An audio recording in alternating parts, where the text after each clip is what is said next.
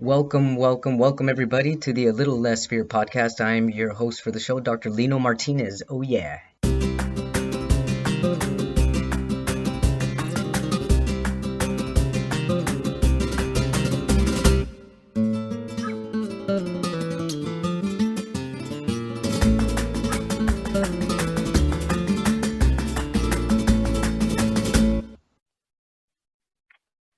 Welcome back everybody to the A Little Less Fear podcast. I'm your host, Dr. Lino Martinez. Today, I'm very happy to introduce our guest. Her name is Lisa Sugarman. Welcome to the show, Lisa. Hey, I'm so happy to be here, Lino. Thank you for having me. Absolutely, it's my pleasure. Today's topic is going to be on suicide prevention. It's a very touchy subject for a lot of people. For me, it used to be a really touchy subject because I have an uncle that was my father's first cousin, actually his cousin who taught him how to speak English and stuff, committed suicide in his 30s. He was early 30s. And to me, it was always a mystery. I wrote about it in my book too. If anybody's curious about it, A Little Less Fear, also the same name that I have as my podcast, it's all available on Amazon. But I wrote about suicide because it was such a mystery to me. Once my uncle committed suicide, it's like nobody really talked about it afterwards. It was like, yeah, he left a letter. What did it say? I don't know. Nobody knows. Nobody will ever know. And all I know is that he was handsome and he was funny. He was a life of a party. And then all of a sudden he was gone. And I'm it so sorry. actually, when that happened, I was 13 years old. And I remember it being such a nonchalant subject, like, oh, suicide, yeah, it's there. And it is what it is. And it kind of followed me. And when I started to go through depression, trying to identify with who I was and stuff that I was going through with my health, and I really didn't have any answers. To me, the only answer at the time when I was in a lot of pain and stress was suicide. So I had a suicide attempt when I was about 21, 22 years old, and it landed me in a 5150. And it actually, to me, it saved my life trying to have a suicide attempt because being in the 5150, I met a lot of people that were trying to commit suicide as well. And most of those people were elderly people. And it broke my heart seeing these people that were 70 and above in the same facility that I was. And I was asking them questions, what made you want to commit suicide? And this one story specifically, he was quite a character. I'll just I'll call him Henry. I don't remember his name, but we'll say Henry.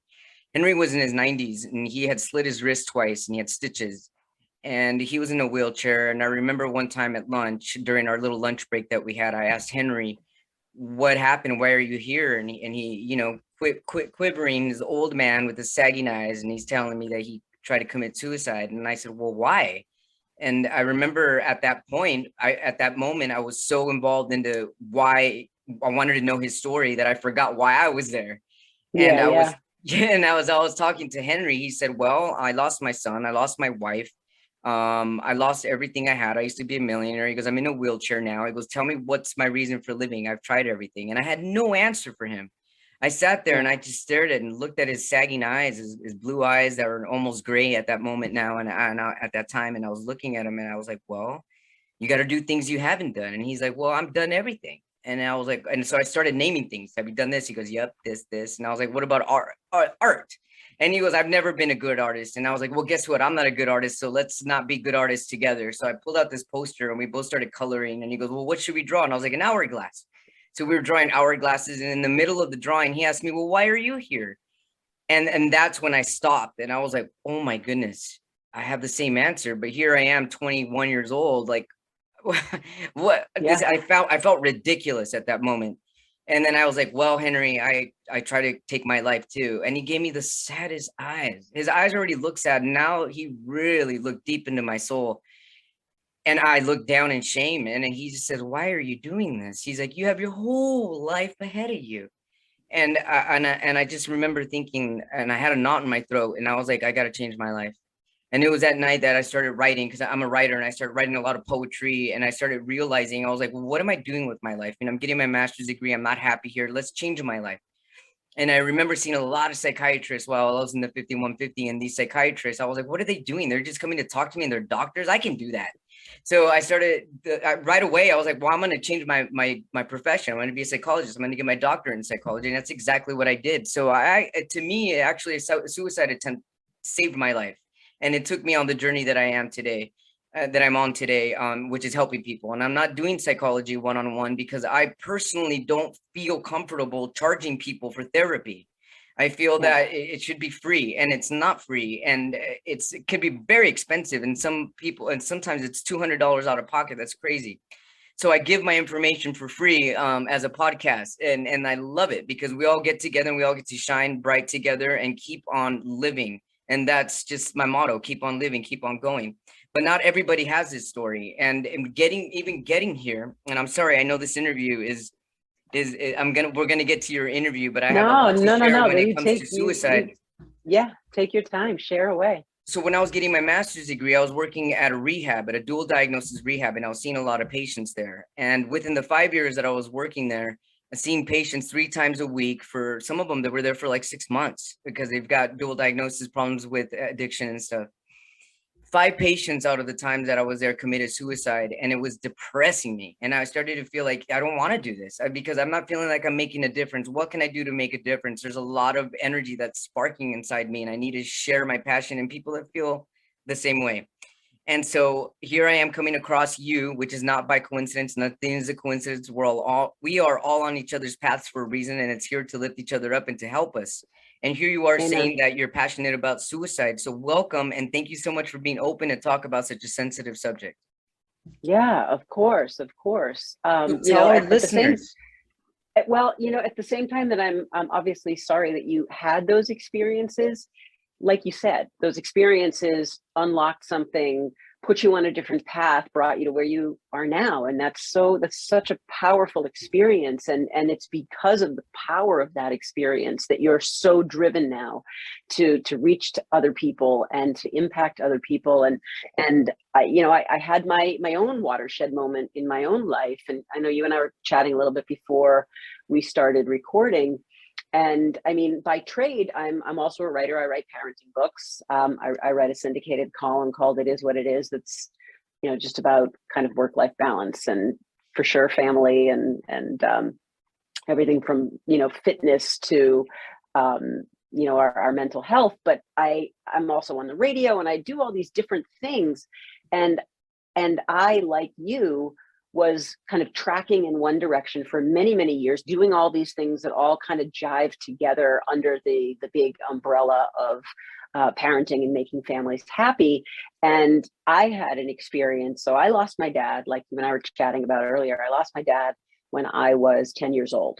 I'm an only child. I was incredibly close with my dad. He was by far and away my person. Not that I'm not close with my mom, because I'm incredibly close with my mother, but at that time my dad was my guy. We did everything together. And he was extremely successful. He was incredibly kind and generous and charismatic and outgoing, and just a brilliant man and a beautiful person, the kind of person that you took a look at him or you heard his voice and he just filled you up. And he made you comfortable, and you just knew that you were talking to a good soul. And so very suddenly, when he was 45 and I was, as I said, I was 10, my dad passed away. And what I was told at that time is that my dad had had a heart attack. And then a 10-year-old kid, like, why in the world would I ever have any reason whatsoever to dispute that or not to believe that?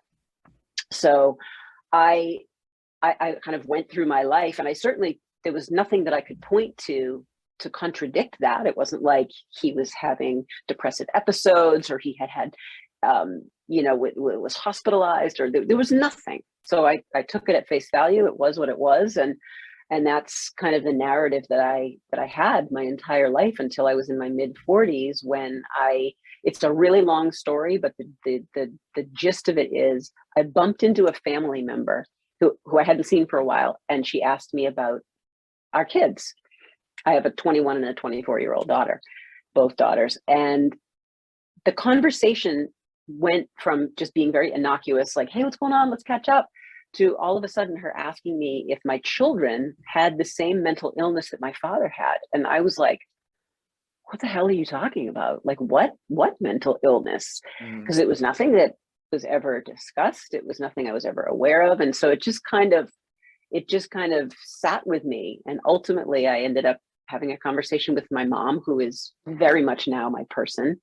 And I got to tell you, it was the craziest conversation I've ever had in my life. I don't understand why I immediately jumped to the conclusion of suicide, because my cousin didn't say anything about it. She just said depression. And so in this conversation that I had with my mother, without even realizing where the question was coming from before it was out of my mouth, I didn't know where it originated. And I asked her if he had been depressed. She said yes. And the next thing I know, I'm hearing myself ask her if he had taken his life, and she said yes, and wasn't going to tell me because I was 10 years old. Mm-hmm. And I was already shattered. My dad was gone. Right. And at that time, I mean, my mother is an incredibly progressive and open human being who was way ahead of her time with a lot of the things that she did, and in the best of ways. But at that point, she was like, I can't put this on my 10-year-old kid because I don't know what it's going to do to her. It's bad enough she just lost her dad. So she told me he had a heart attack. That's what the belief was among everybody in my family.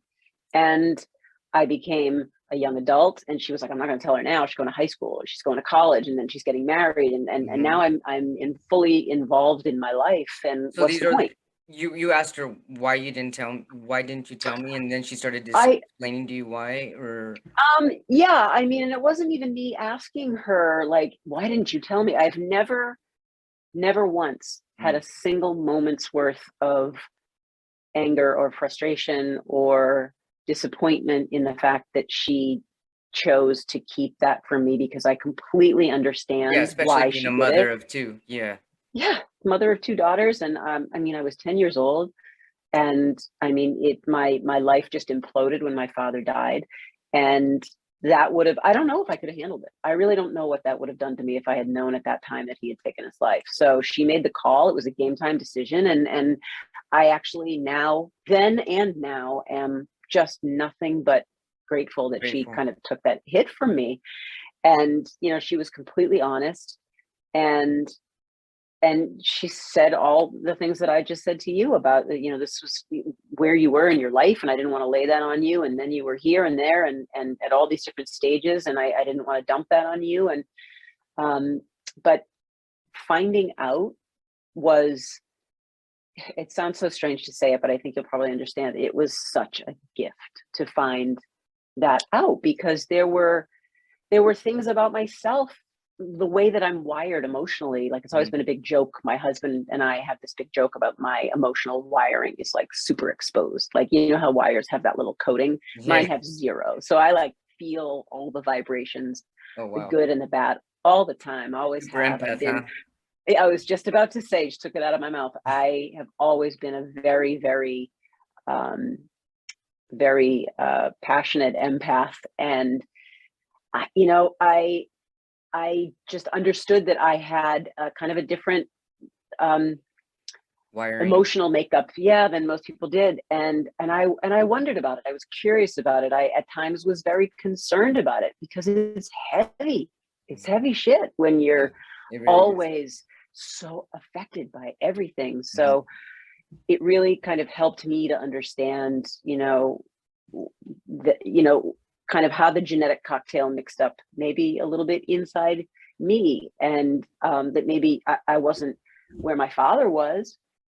I had never been suicidal. I've definitely had bouts of, of a form of depression. I know I have at different points in my life, but it clarified things for me. And what made you ask the question about? I have no idea. It just came out. I have no idea. It is the single strangest experience that I've had as an adult. I don't know what motivated me to ask. It wasn't like the conversation was going in that direction. It was just, honestly, I think my dad put a hand down from somewhere and said, today's probably the day, and just said, this needs to come out, and you two need to work through it together. And I mean, it's been a hell of a journey. I mean, our girls were in high school at the time, and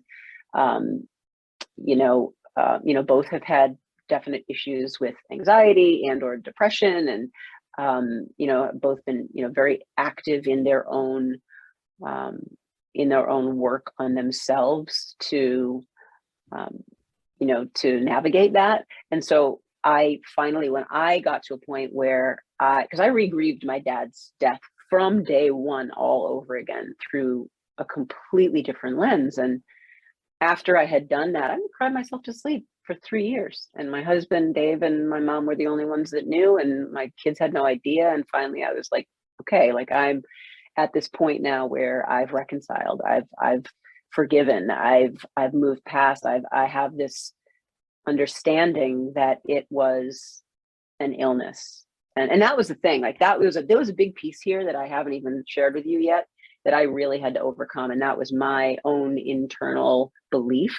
And it was just my own, that suicide was so selfish. Just, I had a cousin who took his life when I was very young. It was like 2 years before my father passed away. So it was in the mid to late 70s.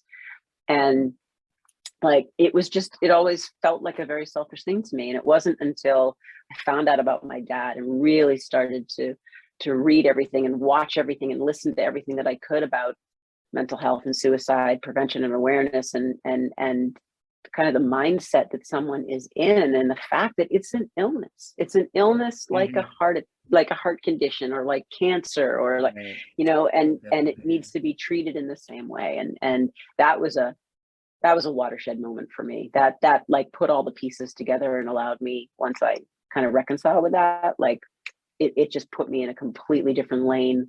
And I understood that, we all need to be sharing our stories. Like, you do what you do for the purpose of connecting people together through our shared experiences. That's what I'm doing now. And so I've pivoted everything that I'm doing. I mean, I've been writing parenting books for years, and now I'm pivoting everything and writing this story about my father in the hopes that it will resonate with just one person, just one. Yeah. I'm sure it's more than one. Absolutely. I hope so. And so how are you, what else are you doing? You're doing radio. I mean, how are you speaking up about suicide prevention? I mean, I've been on a lot of podcasts lately, similar to this. I've been involved with some groups, helping to co-moderate on Clubhouse. I've been invited to talk in some groups about my own experience. I've been writing about it on my own social platforms. And I also had just recently was I connected with the Trevor Project, which I think Oh, you excellent. Yes. probably know. Congratulations. That's Yeah, awesome. thank you. I'm so excited to be involved with them to help them in their mission of providing services and support and resources for at-risk LGBTQ teens and young adults. So it kind of marries together It does. everything, Actually, because the highest suicide right now rates are in the LGBTQIA community. Yep, they're 3 times more likely to make an attempt. So, and I have kind of a unique vantage point into all of this, or entry point, I guess, into that in particular, which is why Trevor Project was so important to me, because they obviously focus on LGBTQ youth and not just suicide prevention, but crisis intervention. But I also came out, as you and I were talking about off the air, I came out as pansexual. I'm 53. I came out at the age of 52 as pansexual, and my oldest is bi. And so now I've moved from that position of being an ally of the queer community to being a member of the queer community. And I have 2 children in that age bracket. And one of them is queer, and I want to be there to support her and her peers as much as I possibly can. So now my own personal goal and mission is to just start conversations, have conversations, share my own story, encourage people to share theirs, so that we can draw strength from those experiences that we can all relate to and identify with, that might trigger something in us. I might hear something that you're talking about and I'm going through it, and it's because you're talking about it, it resonates with me, and it puts me on a different path in a good way. It puts me in a better place, or it makes me feel less alone or more supported. So that's kind of where I'm at right now. That's excellent. Thank you. Yeah. Yeah. So, well, how do we prevent suicide?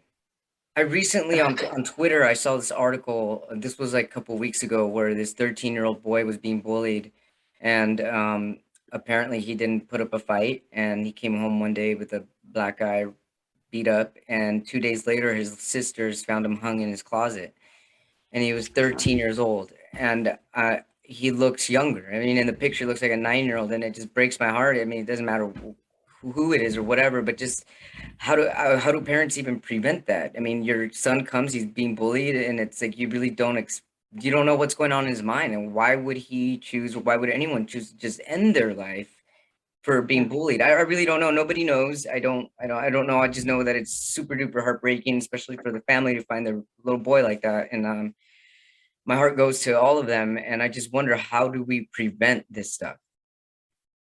I think it's just a completely team oriented effort. It's parents working with teachers, working with mental health professionals, working with friends, where it's like a whole community effort. I think it all starts with destigmatizing everything that has become so taboo and so toxic. I think we open the lines of communication as wide as we possibly can between all of the people within our community who, who are in the case of parents and children, who our children are connected with. And we have these conversations and we're open about them, and we encourage our kids as they get older. It gets more challenging. I mean, everything from sexual orientation and gender identity, and it all becomes super overwhelming, and you layer things like social media on there, and you layer things like It's a lot social tougher emotional growth, and nowadays. it's like a field of landmines. You send them out the door every day, and it's Right. like, It really is. I think, yeah. And I think we start by being as open and as transparent as we can, and having these age appropriate conversations with our kids, and letting our kids know that, like, we get it. There is some big, bad, ugly shit out there in the world, and there are some people out there who are going to try and tear you down. You have the power to prevent that, and we're here for you, and this pocket of people is here for you, and these resources are here for you. So I think it's a matter of, this is just my own opinion, I think it's a matter of just understanding, looking for, and then utilizing the tools and resources, and leaning into the people around you who can offer support to create kind of, I guess, maybe a safety net, and just paying attention. Right. Like, pay attention. Like, don't, I talk about this a lot, actually, when I kind of have the parenting hat on. We don't often listen to our kids. We're the ones doing all the talking, especially our kids who are within that cohort, who are most at risk, like, the 13, 14 to early 20s. Mm-hmm. We don't do a lot of listening. We do a lot of talking at our kids. So Mm-hmm. we don't necessarily give them the bandwidth to really open up and let us know, what's frightening them, or what's challenging them, or what's upsetting them. So I think those are the places that we start, and then we just weave a net that we hope will be able to catch them before they hit the ground. That's true. It's so true. Parents need to start listening rather than talking, and that's because, I mean, I'm assuming, I'm not a parent, but I have two cats. I don't know if that counts. Yeah, you're a cat. You're a cat dad, so totally counts. But when I had my suicide attempt and my parents went to visit me in the hospital, I remember writing about this, and it's also in my book, where they never asked me what brought you to this point. They just visited me, kept it quiet, and that was it. It was like, Yeah. and that made me more angry. It was like, well, don't you want to know what brought me to want to take my life? Like, come on. But people don't want to touch that subject. And it's like, it's a very human connection to make, and a very loving connection to make with your fellow peers, let alone your kids and friends, family, whatever. What brought you to this? Why are you feeling to that to that capacity? And it's very, I think it's really important. But you mentioned something age appropriate. When would it be age appropriate to bring up even that word suicide? That, let's say you have a kid that you notice that they're teeter-tottering with depression, and it's like, do you say, hey, do you ever have thoughts of taking your life? It's almost scary to ask, because what if they don't have those thoughts, and then all of a sudden Yeah. they're planning thoughts? So it's Yeah, like, I know. Well, yeah. here's the thing. I mean, I'm not I'm not a therapist. I don't have those credentials after my name. So, this is all, a mom talking as a mom who has raised kids, who has had those Those conversations are with mom my credentials, kids. more credentials than Right, I have. right. I do. Sometimes I think mom credentials might well be the end all be all as far as Yeah. credentials go. That's just my Right. own personal feeling. But there are ways to kind of ease into that conversation, like without necessarily using the word, which I know can be a really jarring word. The one thing that has been proven, and I don't know what the statistic would be off the top of my head, but I do know that it has been proven that by asking someone if they're contemplating suicide or having suicidal ideations, you're not going to cause that person to take their life. You aren't. Mhm. That is just something that is just a well-known and understood fact within the mental health community. If anything, it will kind of have the reverse effect, or could have the reverse effect, and allow that person to feel like there's someone there. Like, you only need one person. Like, I think the statistic of someone in the young adult age bracket who is contemplating suicide is 30% less likely to execute on that suicidal tendency or action with only one person engaging with them, by one single human being talking to them, reaching out to them, acting as a support, holding space. You reduce the risk of that person, that young adult, taking their life by, I believe it's 30%. So, Wow. I mean, That's how it's lonely people powerful. are. The ones that do, Yeah. that's how lonely they are. Yep. A lot of people just really don't have an outlet. They don't have a safe space to communicate, and they're confused. And whether it's about sexuality, or it's about mental health challenges, whatever it is that's causing someone to have those dark thoughts, it's definitely not going to be harmful to have someone who is there willing to hold that space. If anything, that's why you have crisis counselors. If anything, that's a lifeline. That's someone who can listen and be, non-judgmental, who can hear you and understand you. And in some cases, even because a lot of crisis counselors have a lot of personal experience to bring to their counseling, you can relate and identify with and have conversations with someone who now knows, like, oh no, I was that kid, or I get it. I Right. understand how you feel. So, I mean, to go back to your question, I think it depends on the parent and the child and the maturity of the child and the Very true. situation. Like, there's so many different factors, but I think that, if you're old enough, if your child's old enough for you to have a conversation with them about them being bullied, or them being, Right.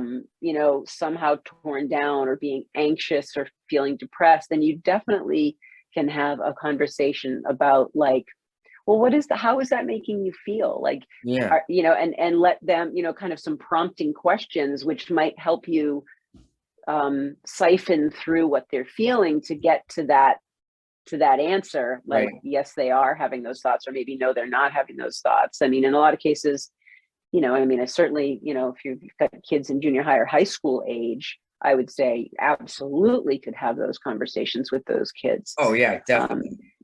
Yeah, I mean, High younger school. kids, like younger kids than that, I think, might require maybe a little bit more intervention, maybe a therapist or a counselor getting involved to work with child who may not know how to articulate what they're saying, or what maybe can't get their mind around the idea of suicide Right. at that age. It's just so abstract. So I think it's a case by case, but I think the most important thing, regardless of the age or when you start having conversations, is that you have conversations.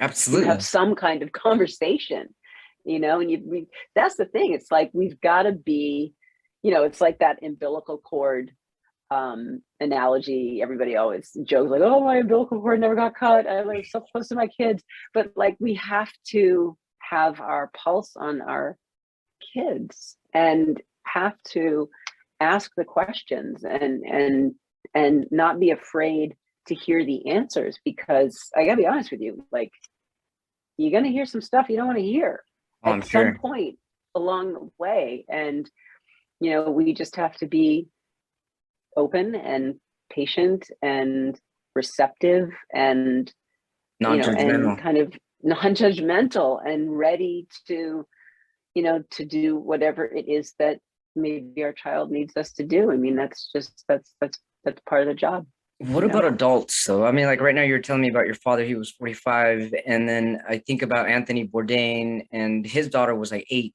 I believe, or something like that. And then I think about Yeah. Robin Williams, and when all these incredible creative geniuses that are gone, and I think like these were super happy people traveling the world and doing good stuff. It's like, well, how do you reach out to these people that seem like everything's great? It's like it almost seems like, how would anyone really know? Some people really lock that stuff up and really don't tell anybody. Yeah, they do. I mean, my father's a perfect example of that. I mean, my dad, from what I understand, my dad ultimately did end up seeing a psychiatrist. I think my mom said it was maybe a couple of months, 2 or 3 months at the most, before he passed away. But I think obviously it was too little, too late. And it was also, we're talking, 40 some odd years ago. Mhm. So that was a long, long time ago, 43 Right. years ago. So, I And mean, even things back were then, very, I very, can imagine that was even more taboo to talk about back then. Probably less oh yeah, modalities to help people about that stuff.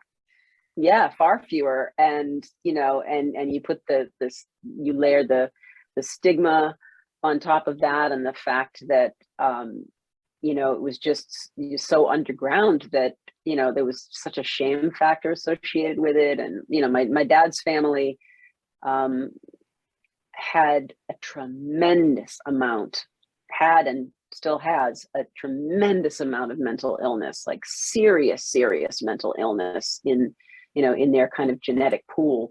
And a Mhm. lot of it didn't really come out. I wasn't made aware of it until after my father passed away, and decades later. And it was ironic that we used to think that my dad was so different than everyone else in his family.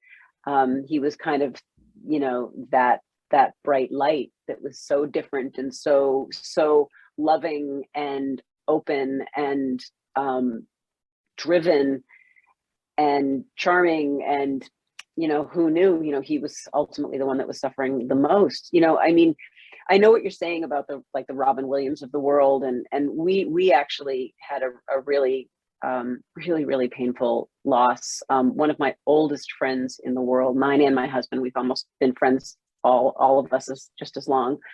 I mean, he and I have been friends since we were about 5 or 6 years old, and he took his life. It'll be a year next month. Wow. Very, very, very, very suddenly. Left a wife and two daughters in college. And no one, until the very, very end, no one really saw any signs of anything. And that you're right in saying that that's so scary, because I'm like, how do you know there's a problem when you can't see a problem?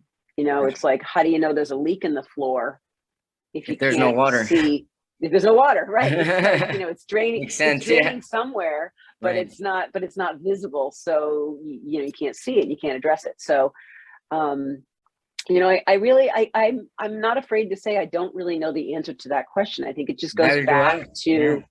to, some people are just really, really good at creating that facade. And, I think it's very obvious now at this point, with so many people in the news, whether they be, celebrities or famous in some way, or influencers or regular average people, we've got an epidemic.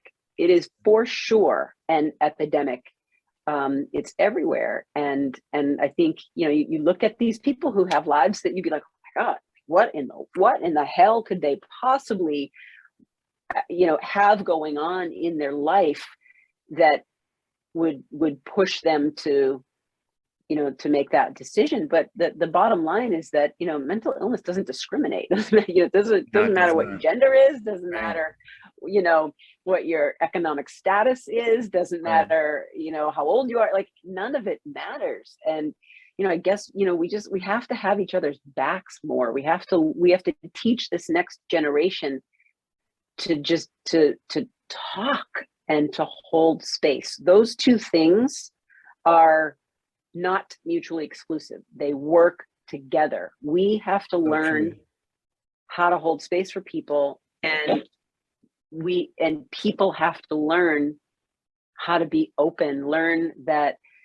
there are safe spaces out there, and you might have to do a little bit of work to find it.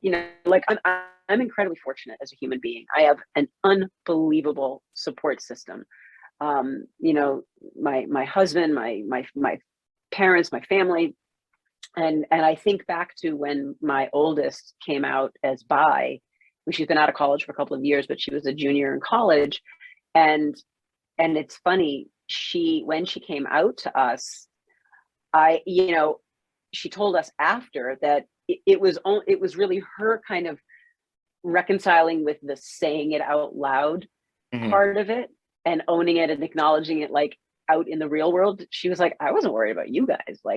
She's like, I knew you guys were going to be like, okay, great. Now clean the shit off your floor. And it's late. I got to go to bed. Like, that's like, I love you. And, and so, but a lot of people don't have that. And, and,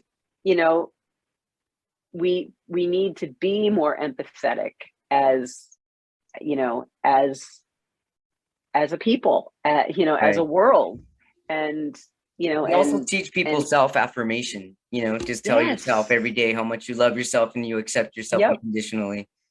And self-care. We need to keep pushing self-care because that piece of it just kind of goes right along with all the other parts that are so important, like that affirmation part.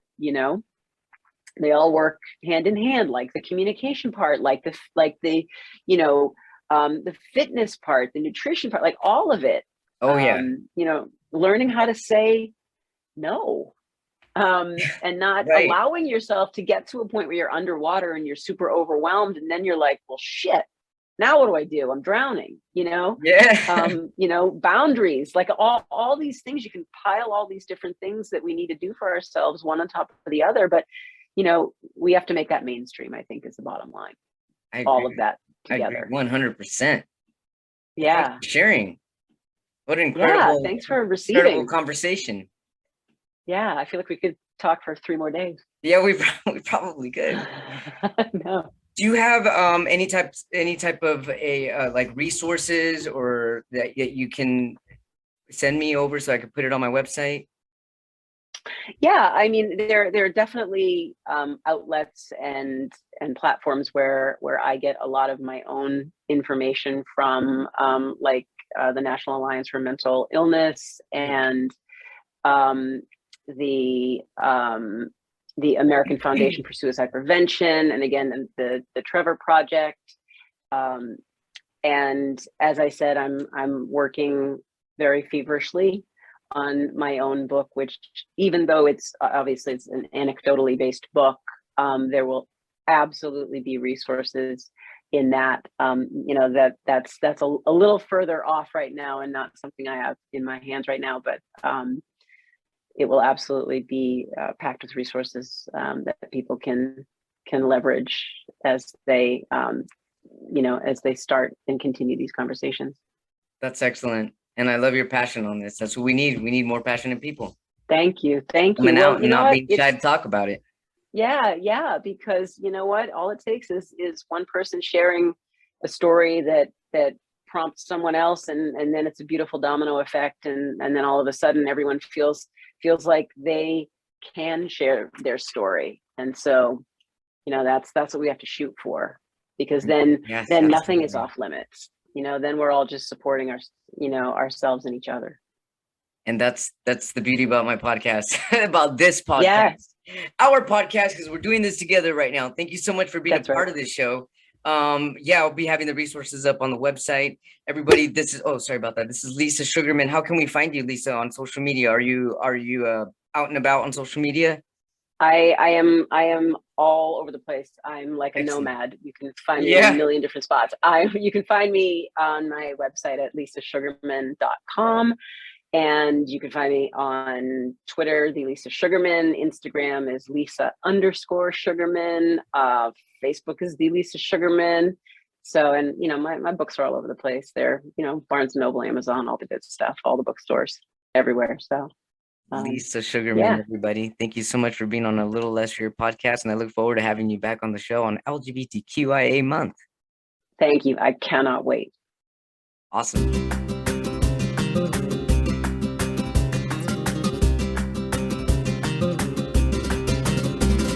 Thanks so much. Take care. Have a lovely day. You too.